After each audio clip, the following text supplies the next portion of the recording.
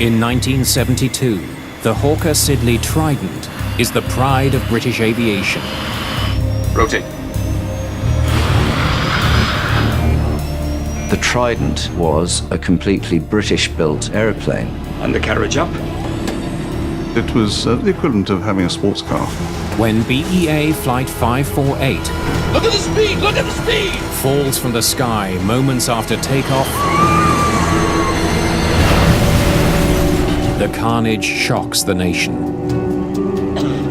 It was so tragic that there wasn't anyone who survived. It was the worst airline accident that Britain had ever experienced. Headguns up with the deadliner. Come on, move!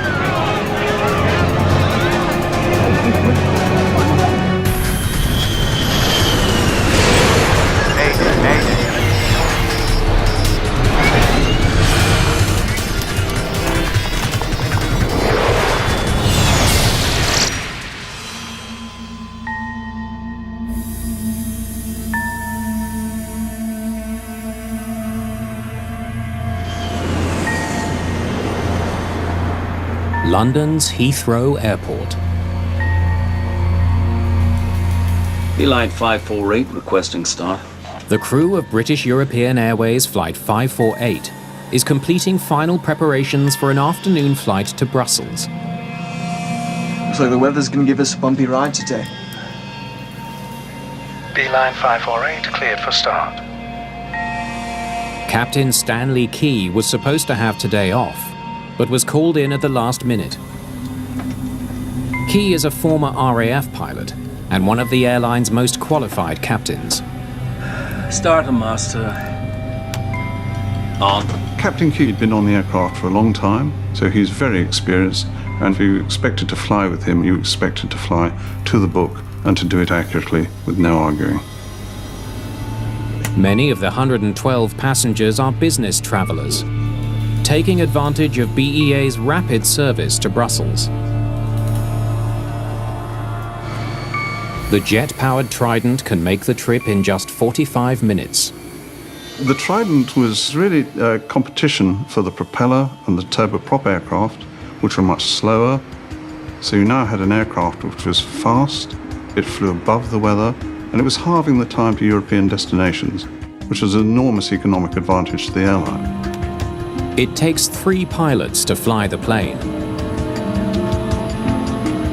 Troops down. Jeremy Keeley is the co-pilot. Flaps 20. Simon Ticehurst will help monitor the instruments. Engine 1 start. Engine 1 start. It was an immensely popular airplane because it was the equivalent of having a sports car. It had a terrific performance. It had very powerful controls, which were all hydraulic. It was a delight to fly once you got used to it. Today's flight is getting off to a slow start. The airline has told the crew to wait for some last-minute passengers. Another flight crew needs a lift to Brussels.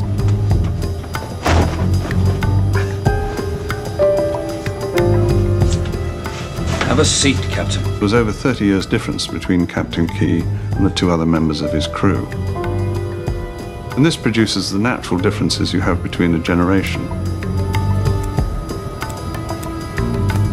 One who regards the others as old and stuffy, and one who regard the youngsters as being young and irresponsible.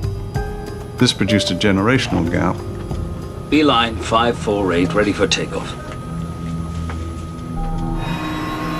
Line 548 clear for takeoff. 548. The captain calls for takeoff power. Maximum thrust.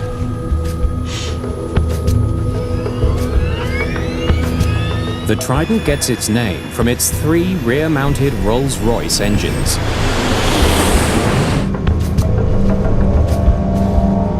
Second Officer Ticehurst monitors the plane's speed.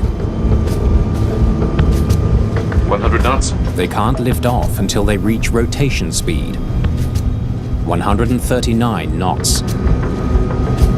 Stopwatch on. Meanwhile, Keeley keeps a close eye on the time. It's part of a special procedure designed to minimize aircraft noise over populated areas. It's a very noisy engine with a particularly nasty crackle to it. So noise abatement would be an issue wherever it flowed.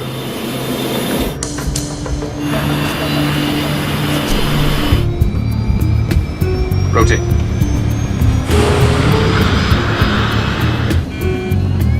Once they've gained enough altitude, they'll have to throttle back slightly to reduce the noise of the engines. They've got to adjust the power, i.e. reduce it, just when it would be really rather nice to keep the full power on, but they've got to reduce it for noise abatement reasons. Officials at the airport measure the noise level after 90 seconds. If the pilots get it wrong, they'll have a black mark on their record. The pressure on you is to do it quickly and to do it accurately. Undercarriage up.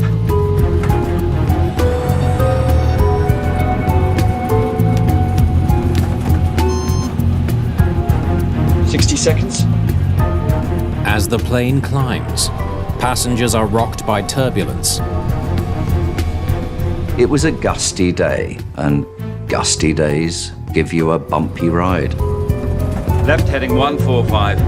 Heading 145. The plane's flight plan calls for a left turn just after takeoff, taking it east of the town of Staines before it flies on to Brussels. Beeline 548 climbing as cleared. 548 airborne at 09. Good day. Roger. Keeley prepares to throttle back the engines. If he does it too soon, the plane won't have enough power to climb. 75 seconds. He'll have just 5 seconds to get it right. There is a lag in the time that the engines take to respond to that, and on occasions you can actually reduce the power by more than you intended, and it would take a while to actually get the engines to settle. 85 seconds. 90 seconds. Keeley reduces power just in time.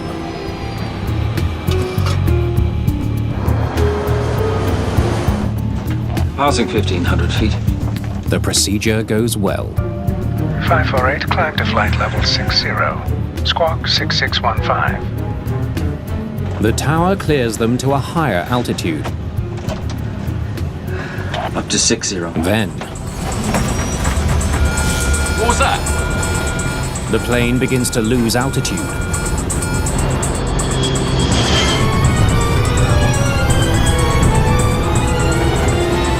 Look at the speed! Look at the speed!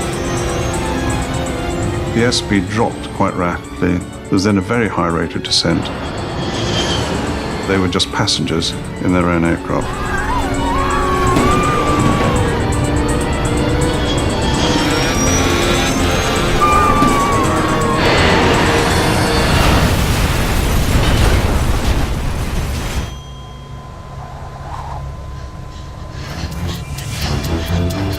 The plane has crashed in an empty field just meters from the town of Staines.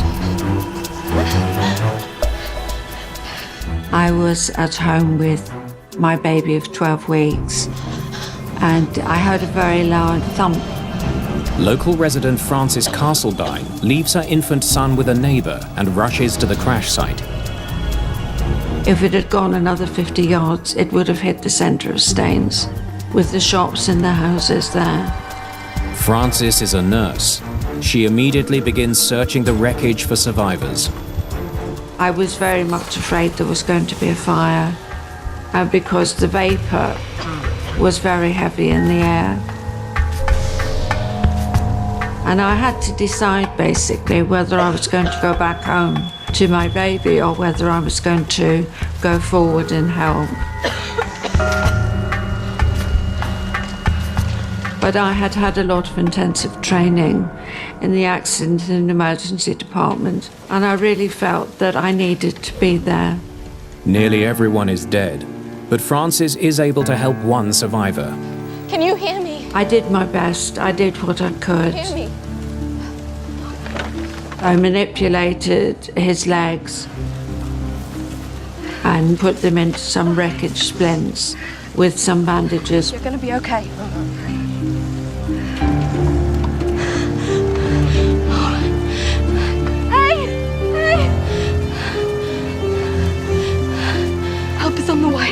The man's injuries are too severe.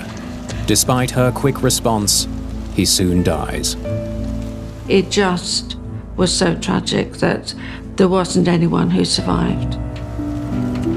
All 118 people aboard BEA Flight 548 are killed. This accident was pretty horrifying because it was the worst airline accident that Britain had ever experienced. And BEA was reckoned in those days to be the kind of airline that just didn't have crashes. And this time, they did. Come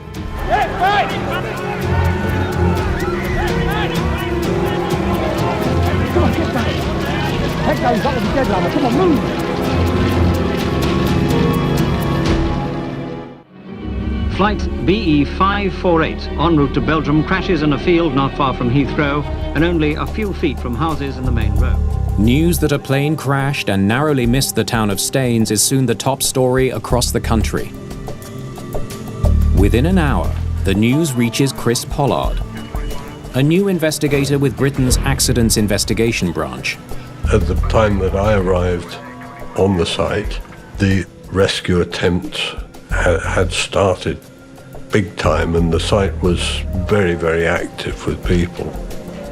Investigators are struck by something unusual. In most accidents, momentum carries the wreckage forward after it hits the ground. The crash at Staines is different. The tail had not moved very far from where it had initially struck the ground, and the rest of the aircraft probably hadn't moved forwards more than about 50 yards, which for such a heavy aeroplane is very, very little distance. Nearby power lines tell part of the story. The older investigators, they were pointing out the power lines which had passed over very, very shortly before the first impact point. If you walked around the back of the remains of the tail unit, you could look backwards and upwards, and there were overhead high-tension cables. This told you really that the aircraft must have been coming down at a very steep angle in order not to interfere with the cables. The undamaged wires and compact crash zone tell investigators that the plane fell to the ground suddenly and steeply. It's a sure sign that the plane stalled. An aircraft stalls when it's flying too slowly to generate sufficient wind over the wings to give it lift. When that aircraft hit the ground, it was actually slightly nose up. It was falling through the sky like that.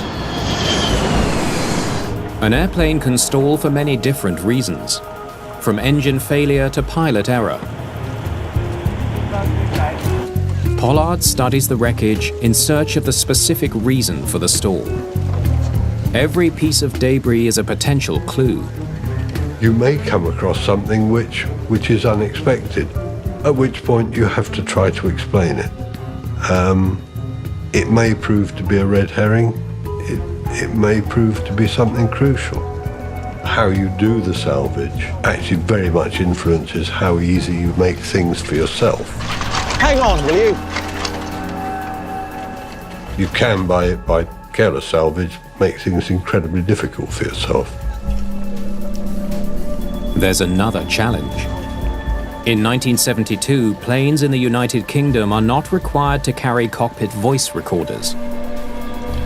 The modern investigator is helped enormously in so many accident situations where a cockpit voice recorder is present, because it really does help you understand what was going on the flight deck. I think we forget how difficult this must have been to investigate. Investigators will only have the information from the Trident's flight recorders. It will take time to recover and process that data. The rest of the debris is carefully labeled and sent to AIB headquarters in Farnborough. All this has to get back to the hangar. There, the plane will be put back together like a jigsaw puzzle, a process that could take months. The team has no time to lose. If there's a problem with the Trident, investigators need to know as soon as possible. There is enormous pressure to find the cause of the crash. You have to recognize that the Trident was a completely British-built and British-engined aeroplane. Therefore, For British industry, it was very important that if there was anything wrong with the Trident, it should be found out and corrected. The weather could provide an early lead. There was a cold front about 30 miles away, and at the airport at the time there was low cloud at about 1,000 feet. Undercarriage up. And there was moderate turbulence, which would vary rather like driving a car over a rough road. In bad weather, storm clouds sometimes create powerful columns of air that can force a plane to the ground. Extreme wind shear or something of that sort can lead to a stall. Planes are especially vulnerable during takeoff. They're so close to the ground that pilots have little time to recover from the problem. The aircraft had only just taken off and it was still pretty low. If a stall like this had happened at multiple thousands of feet, there would have been plenty of time to recognize what the problem was and to do something about it. Investigators need to know just how severe the weather conditions were at Heathrow when the Trident took off. The AIB receives detailed meteorological reports from the day of the crash. They reveal that the turbulence simply wasn't strong enough to knock a plane out of the sky. Meanwhile, investigators turn their attention to the preliminary information captured on the Trident's black box. The amount of recording on the Trident was the greatest amount of any airliner I was aware of at that time. It was very much state-of-the-art. They focus on engine data, searching for any sign that the engines flamed out or lost power.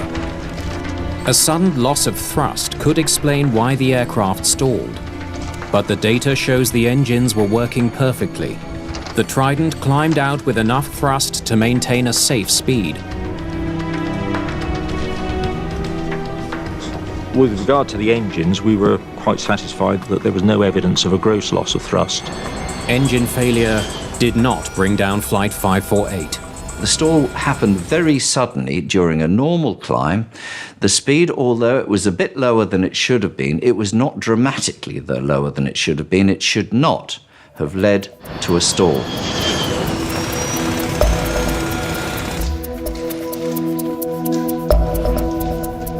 At AIB headquarters, the engineers concentrate on piecing together the wreckage. When you do a reconstruction for investigation, the best technique is to try to lay the wreckage out in plan form, so that in essence you know automatically if you're looking for a particular bit, you know where to go for it. By testing the reassembled systems, investigators should be able to tell if there was a broken part or faulty mechanism that could have caused the stall. They soon notice a problem. That can't be right. A lever is set to an unexpected position. It's used to operate crucial lift devices on the wing, known as droops. It could be seen that the droop lever was in the retracted position. Droops are aerodynamic surfaces that can be extended from the front of the wing. They increase lift during takeoff to help the plane climb. The front section of the wing was hydraulically powered and would lean and droop forward to give an extra curvature to the wing, and at lower speed that would give you extra lift. Droops should only be retracted once the plane has enough speed to maintain lift without them.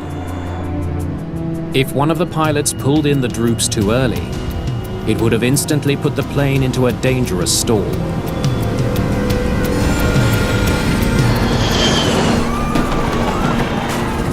The discovery baffles investigators. How on earth did somebody manage to retract the droop lever and nobody noticed that that had happened? And it didn't make a lot of sense. There's no way to tell just by looking at the droop lever whether the crew moved it before the crash or if it was jostled out of place by the crash itself.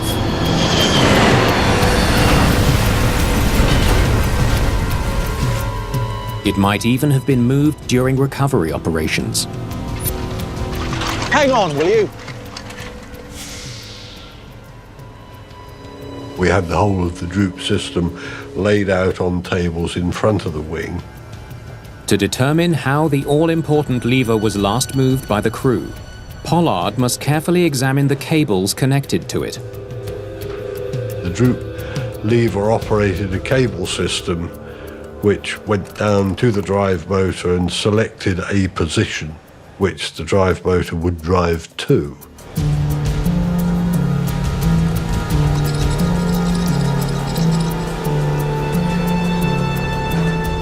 Retracted. They determined by an examination of the wreckage that the droops had been retracted at impact. There's no longer any doubt. Someone in the cockpit moved the droop lever. It's a troubling discovery. As the awareness developed that there'd been incorrect operation of the droop lever, the inevitable question arose, well, who had operated it? The deadliest aviation accident ever to occur on British soil was caused by pilot error. This prompts urgent questions about the mental and physical state of the crew. Autopsies are always done on flight crews if they don't survive an accident. A very simple thing is they want to find out whether there was any alcohol or drugs in the blood of the pilots. While pathologists search for a physical cause, Put up the personnel records, will you? investigators focus their attention on the pilot's history. The technical investigation at Staines had to rule out technical causes of the accident. And when it had done that, it really needed to look at the performance of the crew. Why did they do what they did, or why did they not do what they may have done on the day? They study the captain's previous flights. Why are the other two? He has an impeccable reputation. Captain Key was a very experienced Trident pilot. He had over 4,000 hours, and he was an experienced captain as well. His climb-outs from Heathrow are almost always flawless. Undercarriage up. But on the day of the crash, he does things differently. Let me see those airspeeds from the day of the crash. Thanks. Beeline 548 climbing as cleared. 548 airborne at 09. Good day. Roger. As he flew out of Heathrow, Key was flying the Trident a bit slower than usual. On this occasion, from almost immediately after takeoff until the accident had occurred itself, there was a noted disparity between the speed that he should have been aiming at and the speeds that he was actually achieving. It's an intriguing clue. This is not the way Captain Key usually climbs out after takeoff. The performance at low speed was quite critical. The aircraft relies on its speed to provide lift. That means particularly close to the ground, it has to be flown very accurately. Put up the photo of Key.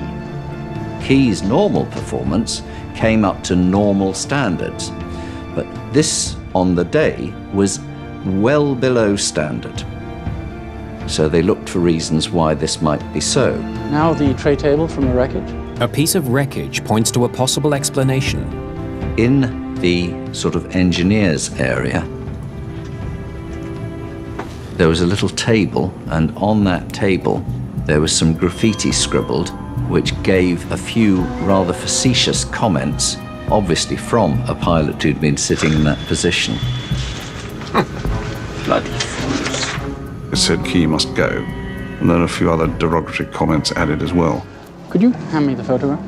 Graffiti found in the cockpit hints that the crew wasn't getting along. Perhaps a poisonous atmosphere in the cockpit made it difficult for the pilots to do their job. Lights up.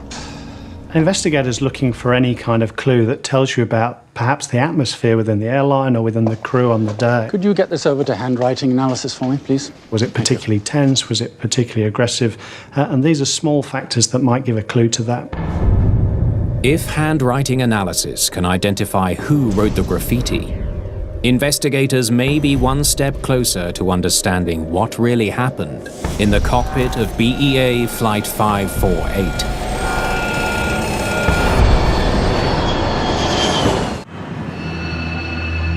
Investigators interview other BEA pilots to find out all they can about Captain Stanley Key and his crew. I hear you're someone we should talk to. Yeah. I need to tell you what happened. Pilots at British European Airways are on the verge of a strike. Captain Key is seen by many as a company man. There was work to rule going on. Most of the co-pilots, which included me, were working to rule, and he thoroughly disapproved of this as not being a professional way to behave and was leading a campaign against it. According to witnesses, things came to a head 90 minutes before the flight to Brussels. I'd say it was just a couple of hours before the flight when it all happened. Captain Key, I hear the battle's starting to go our way. What did you say? I just meant that... You know that during the war we flew in real battles? Captain Key was very, very angry, felt very passionate this strike should not go ahead. Like some selfish, pampered, immature crybabies making a lot of ridiculous demands. Look here, just because your lot flew in the war... And as for your refusal to... Witnesses describing Captain Key's outburst at this other pilot described it as being just exactly that. It was a real outburst, a tirade. You ungrateful bastard! If you're flying that plane for money, then you're in the wrong profession! I think we better agree to disagree. Bunch of fools. The argument is so severe that investigators consider an unusual theory. That the captain's agitation interfered with his ability to fly the plane. Bloody fools.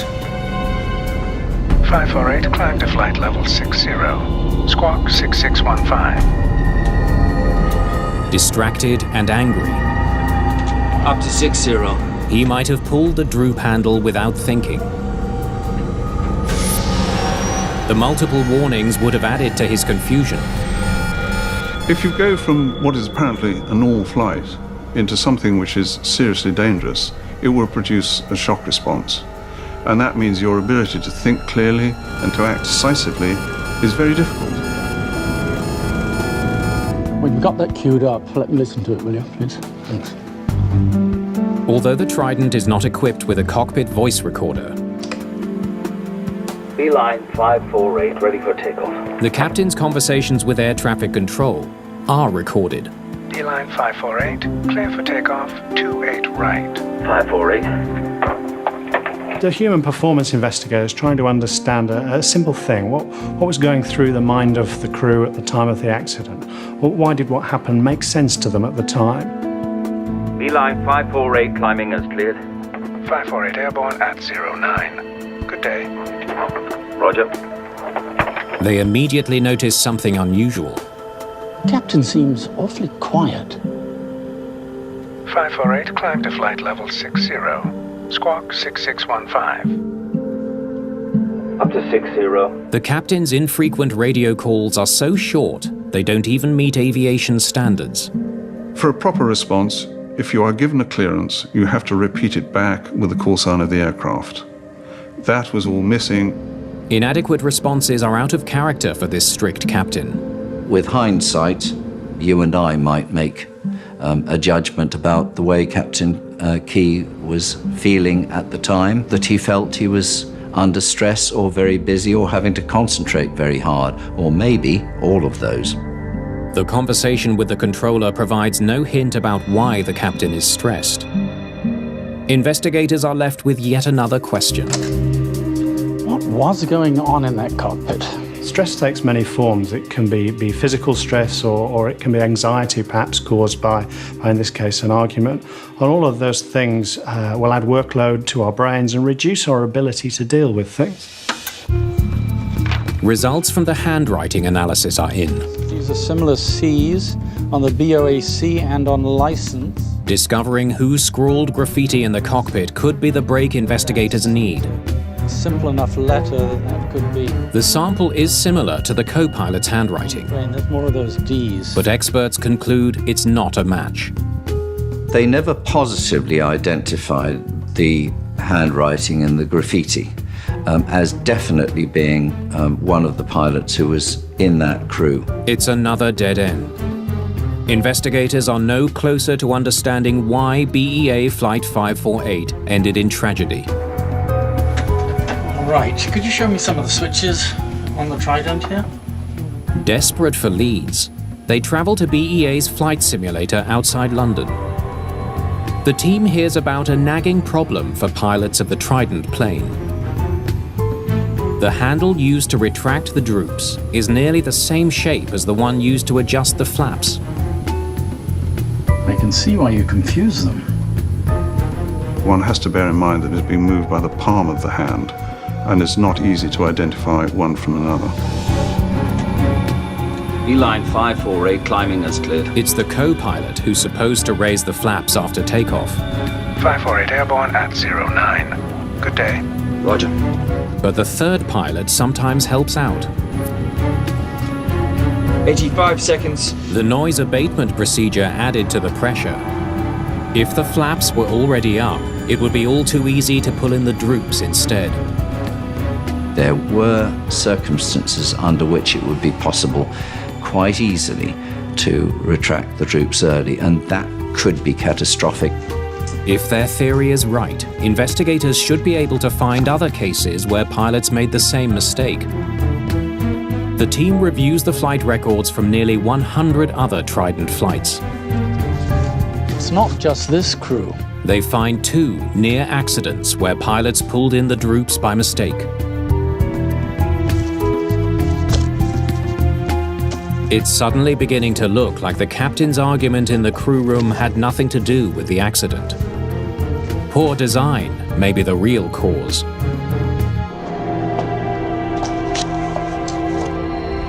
Then comes news that puts investigators on an entirely new path. In Captain Key's routine medical examinations before this, nothing was reckoned to be wrong with his health. It was only after the accident, when an autopsy was carried out, that it was found that he actually had some severe coronary problems. There was medical evidence showing that the captain had suffered of a heart condition. It seemed to be the missing link. Although the captain's heart problem did not show up in his regular medical exams, he had a deadly condition. Now, as you can see, here Key had, without even knowing it, a clogging of the coronary arteries. this in turn caused the heart. What did you say? Do you realize that during the war we flew in real battles? I'd like to pamper. Pathologists believe that Captain Key suffered heart failure sometime within a 2-hour window before the crash. That is totally unprofessional. It may have been caused by a sudden rise in blood pressure. And you ungrateful bastard! Captain Key may not have had symptoms of a heart condition prior to the accident, but following a stressful event, perhaps after the argument, it seems to have started to have an effect on him. Bloody fools. The theory could help explain the captain's unusual radio calls. Beeline 548, clear for takeoff. 548.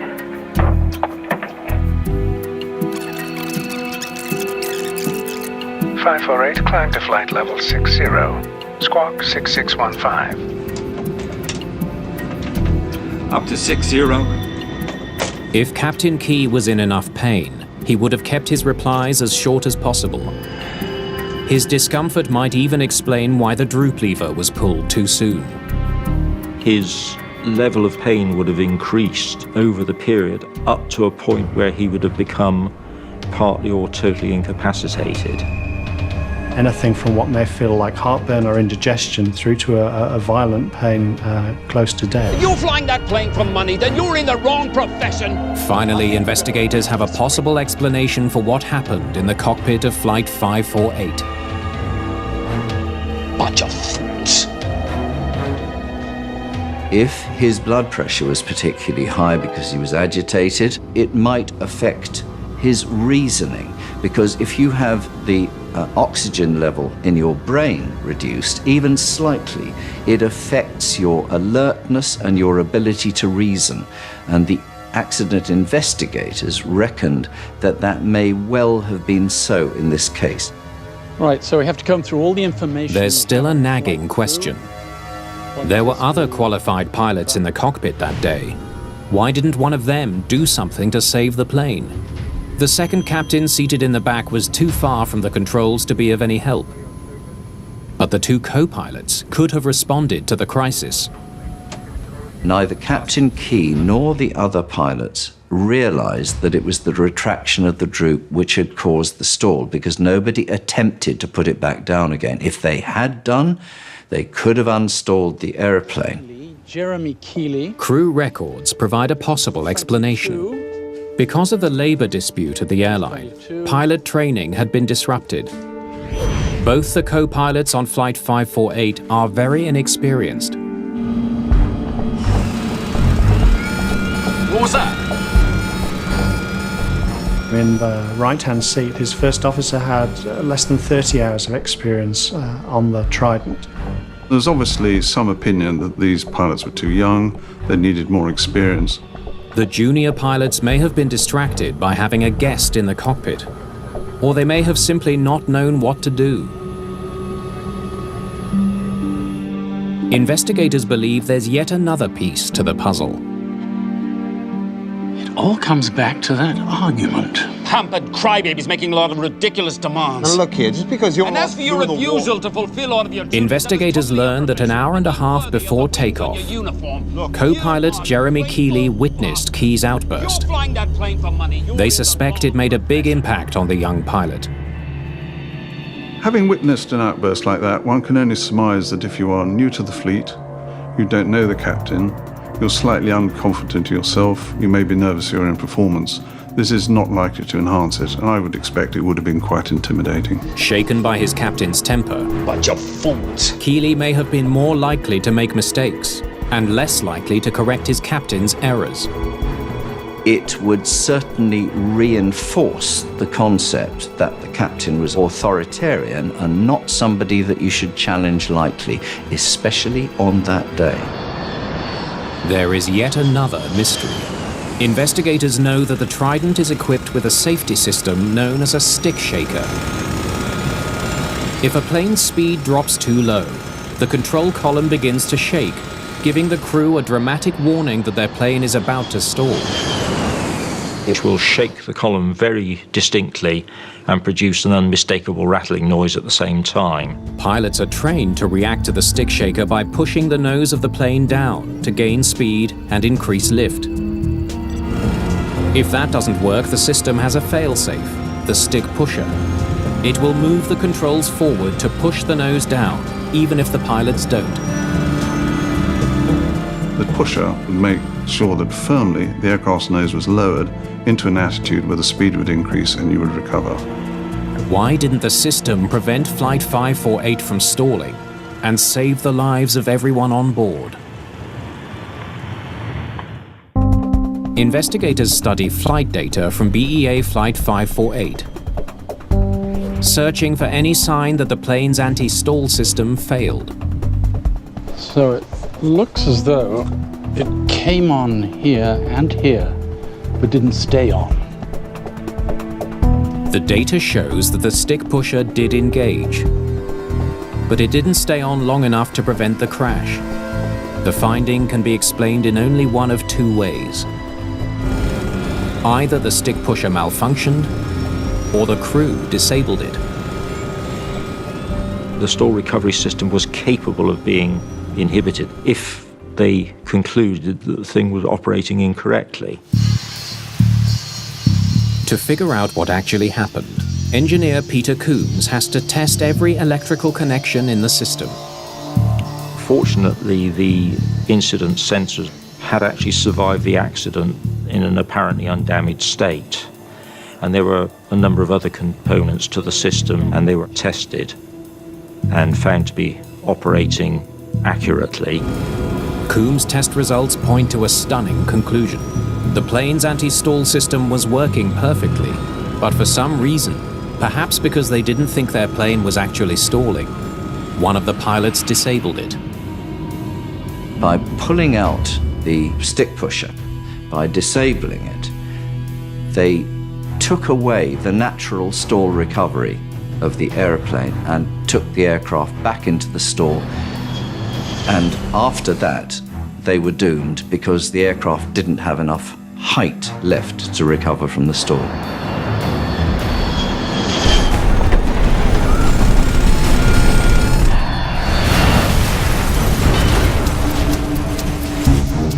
It now seems the crash of BEA Flight 548 was the result of a tragic combination of factors. First, a looming strike that led to an argument. Making a lot of ridiculous demands. Look, it's because you're... And as for your refusal to fulfill... A heart failure that was possibly triggered by the fight, confusion over control levers, and co-pilots too junior or too intimidated to step in when things started to go wrong. For investigators, each piece of the chain is as important as the other.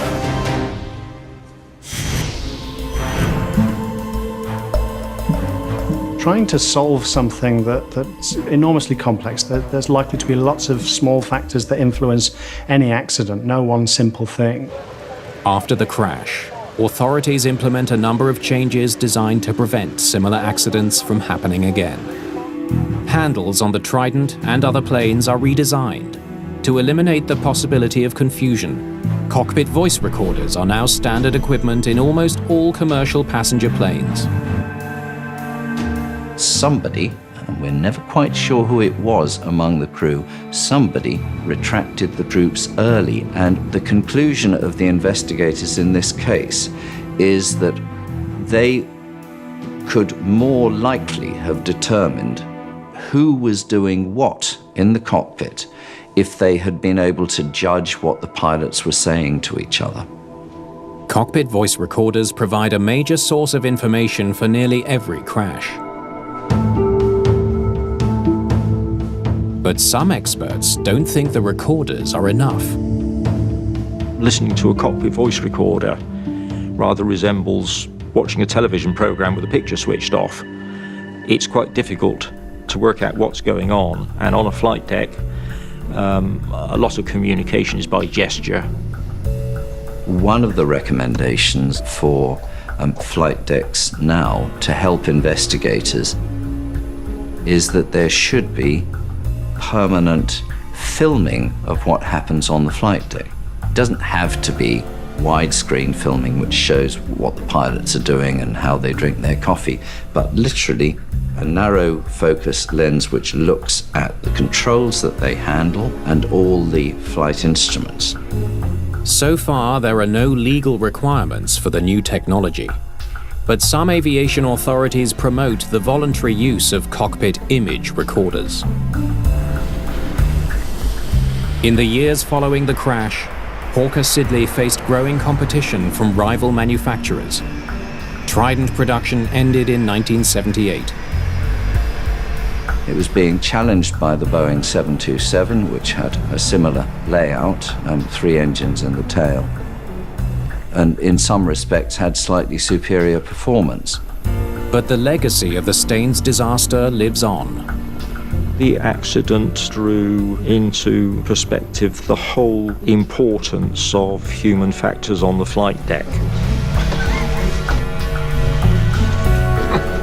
Bloody fools. Nowadays, the way that crews interact together is taken very much more seriously. The modern airline is operated very, very differently. The way the crews handle things has improved. It's a much better and safer world. The regret is we've had to build it on the death of 118 people. Unlock the secrets of vast engineering projects designed to further Hitler's plan of conquering a continent in a Nazi megastructure's double bill tomorrow from 9.